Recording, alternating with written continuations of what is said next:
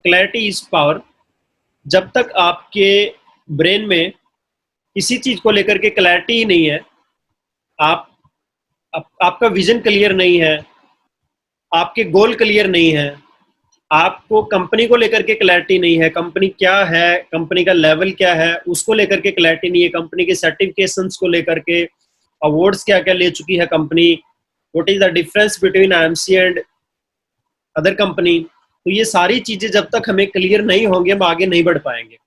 तो सबसे पहले आपको मास्टरी हासिल करनी होगी। अगर आप डायरेक्ट सेलिंग इंडस्ट्री में हैं, मान लो आप एक जनरल डॉक्टर है जो हर बीमारी को थोड़ा बहुत देख लेता है, फर्स्ट एड कर देता है, कुछ ट्रीटमेंट के लिए कुछ दे देता है मेडिसिन। लेकिन एक है स्पेशलिस्ट होते हैं, जैसे कोई डेंटिस्ट है, कोई आई स्पेशलिस्ट है।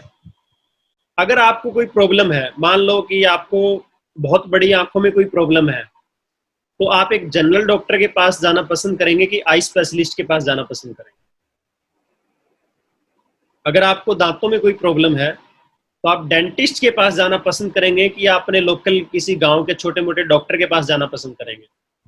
ऑफ कोर्स आप एक डेंटिस्ट के पास जाना पसंद करेंगे, क्योंकि वो उस चीज का मास्टर है, मास्टरी उसने हासिल की हुई है, उस चीज के बारे में वो अच्छे से जानता है।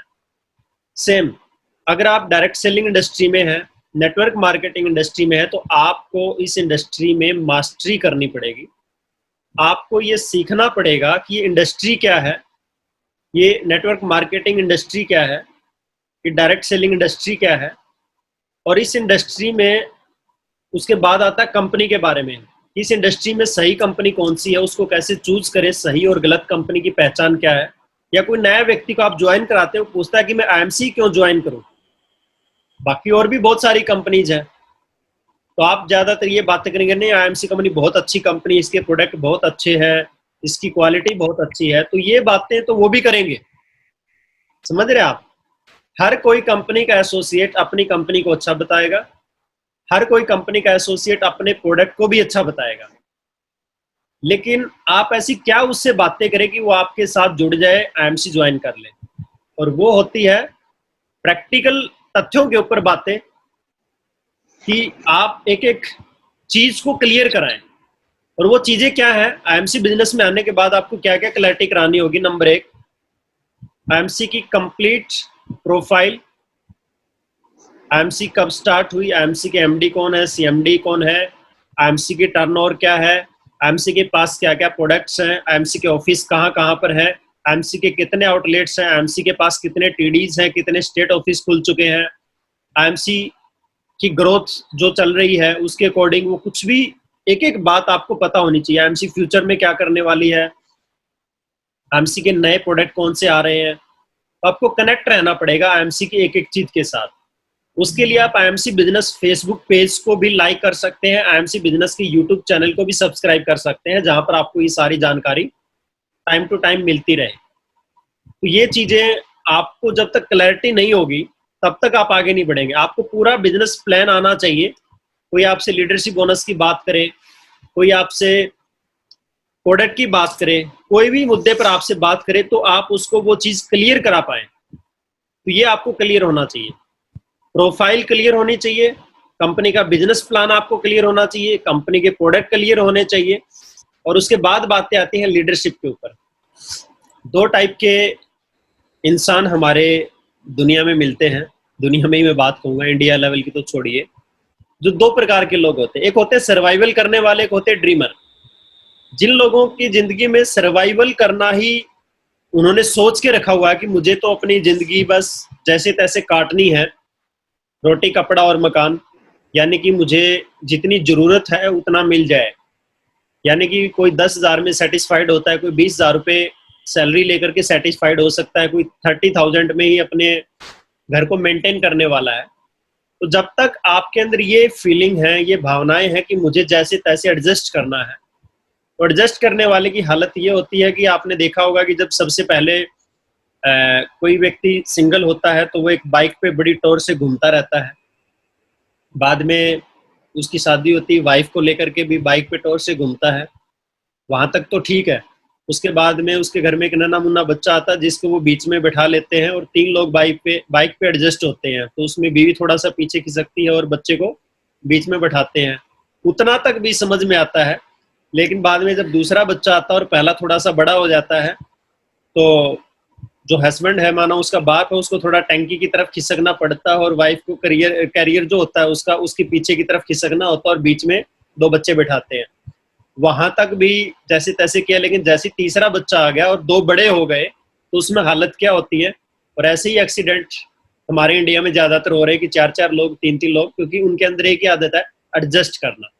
एक मेंढक होता है, जब उसको पानी के अंदर डाल दिया जाए तो वो पानी के टेम्परेचर के अकॉर्डिंग अपनी बॉडी का टेम्परेचर कर लेता है। जैसे जैसे पानी को अगर आप नीचे से उबालोगे, पानी हल्का सा गर्म होगा, मेंढक भी अपना बॉडी का टेम्परेचर सेट कर लेता है। पानी जैसी और गर्म होगा, मेंढक थोड़ा सा अपनी बॉडी का टेम्परेचर और सेट कर लेता है और उसमें वो एडजस्ट करने की कोशिश करता है। लेकिन मेरा नेक्स्ट आपसे सवाल है, अगर पानी को 100 डिग्री टेम्परेचर पर उबाल लिया जाए और फिर भी मेंढक अगर अपने आप को एडजस्ट करने की कोशिश करेगा तो क्या होगा उसके साथ? वो उसके अंदर ही जल के राख हो जाएगा, उसके अंदर ही पिघल जाएगा। जब तक हम एडजस्टमेंट करते हैं, रबड़ को भी अगर आप थोड़ा सा खींचते हैं तो एक लिमिट में खींच सकते हैं, लेकिन अगर आप रबड़ को बहुत ज्यादा खींच लेंगे तो वो आपको ही लगने वाला है, क्योंकि वो टूट जाएगा और आपकी हाथ पे चोट लगेगी।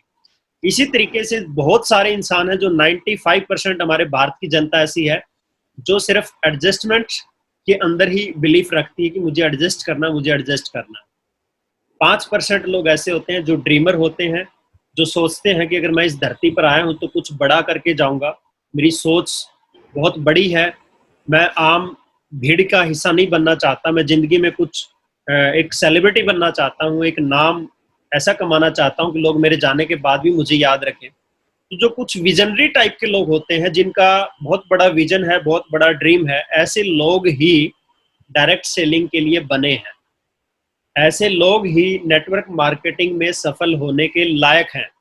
बाकी जितनी भी जनता इस सोच के साथ नेटवर्किंग कर रही है कि बस मुझे जैसे तैसे, अरे वो फलाने ने पैसा तो लगाया नहीं, आईएमसी में काम कर रहा था, चेयरमैन बन गया, आज उसको 1 लाख रुपए आ रहा है, तो मैं भी आजकल 1 लाख रुपए अच्छी सैलरी वाले को भी नहीं मिलता, मैं भी आईएमसी कर लेता हूँ। अब उस 1 लाख वाले को देख करके आईएमसी ज्वाइन कर रहा है, लेकिन उसको ये नहीं पता जिसको 1 लाख आ रहा है उसने क्या किया, उसका विजन क्या था, उसकी सोच क्या थी, उसने कितना संघर्ष किया, उसने आईएमसी को कितना टाइम दिया, वो सब नहीं देखता।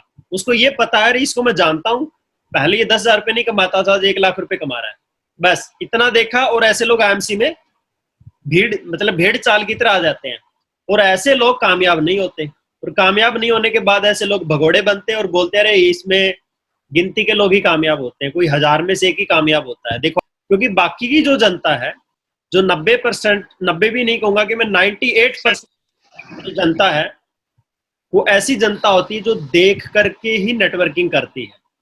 उनका अपना विवेक, अपनी सोच बड़ी नहीं होती, इसलिए वो फेल होते हैं। लेकिन जब तक आपकी ये सोच नहीं है कि मैं वो पा सकता हूं जो आईएमसी में बाकी जो टॉप 10 लीडर बैठे हैं वो पा सकते हैं, तो वो मैं क्यों नहीं पा सकता? मैं क्यों नहीं महीने के 10 लाख 20 लाख रुपए कमा सकता? मैं क्यों नहीं अपना फार्म हाउस बना सकता, लग्जरी लाइफ जी सकता? जिस दिन आपकी ये सोच हो गई और आप उस सोच के साथ जब आईएमसी में आएंगे कि ड्रीमर बनेंगे, तब आप इतिहास रचेंगे और तब आप हिस्ट्री क्रिएट कर पाएंगे। तो आज आपका होमवर्क ये है कि आपको डायरी पेन लेकर के आपको लिखना है कि आपकी लाइफ के क्या क्या ड्रीम है। आप अपनी लाइफ, आपने आईएमसी क्यों ज्वाइन किया, आप आईएमसी से क्या क्या एक्सपेक्ट कर रहे हैं, क्या क्या आपको चाहिए आईएमसी से, क्या क्या अचीवमेंट आप लेना चाहते हैं। ऐसे आप कम से कम 30 ड्रीम्स आप लिखेंगे। आप क्या बनना चाहते हैं, तो आप मोस्टली सब लोग यही बोलेंगे कि मैं सीपी बनना चाहता हूँ। फिर मेरा अगेन आपसे क्वेश्चन है, आप सीपी क्यों बनना चाहते हैं? सीपी बनने के बेनिफिट्स क्या क्या हैं? तो आपको लिखने हैं सीपी बनने के बाद क्या क्या फायदे होंगे। उसकी लाइफ लग्जरी होगी, वो पैसेंजर या स्लीपर ट्रेन से नहीं जाएगा, वो फर्स्ट एसी में जाएगा, वो फ्लाइट से विजिट करेगा, वो बस में धक्के नहीं खाएगा, वो रोडवेज में नहीं जाएगा, वो बस का वेट नहीं करेगा बस स्टैंड पे, वो अपनी लग्जरी कार में जाएगा, BMW मर्सिडीज में जाएगा। एक सीपी बनने के बाद उसकी फैन फॉलोइंग होगी, लोग उसके साथ सेल्फी लेना चाहेंगे, लोग उसको सुनना चाहेंगे। करोड़ों की भीड़ आने वाले टाइम में देखना, ऐसा भी समाने वाला है तब लाखों करोड़ों की भीड़ भी आपको सुनना पसंद करेगी एक समय के बाद, 5 साल बाद ऐसा समय भी आने वाला है। वो सोच के साथ अगर आप ड्रीमर बन गए, तो आपको आईएमसी में सीपी बनने से कोई नहीं रोक सकता। अगर आपकी वो सोच नहीं है, तो आप सिर्फ टाइम पास कर रहे हैं और आप ऐसे 6 महीना, 1 साल, 2 साल, 3 साल सिर्फ टाइम पास ही करेंगे और आपको कुछ मिलने वाला है भी नहीं। अगर आप वाक़ई सीरियस हैं इस बिज़नेस को लेकर के आईएमसी को, आप सीरियस हैं, पैसा कमाना चाहते हैं, आप भी सीपी बनना चाहते हैं, 10-20 लाख रुपए कमाना चाहते हैं, बड़ी सोच है आपकी, आप एक ड्रीमर हैं, तभी आप आईएमसी में कंटिन्यू काम कीजिए, नहीं तो आपके लिए इंडस्ट्री बिल्कुल भी नहीं है। हो सकता है ये बात किसी को कड़वी लगे, लेकिन सच्चाई यही है, कामयाब वही होते हैं जिसकी सोच बड़ी होती है।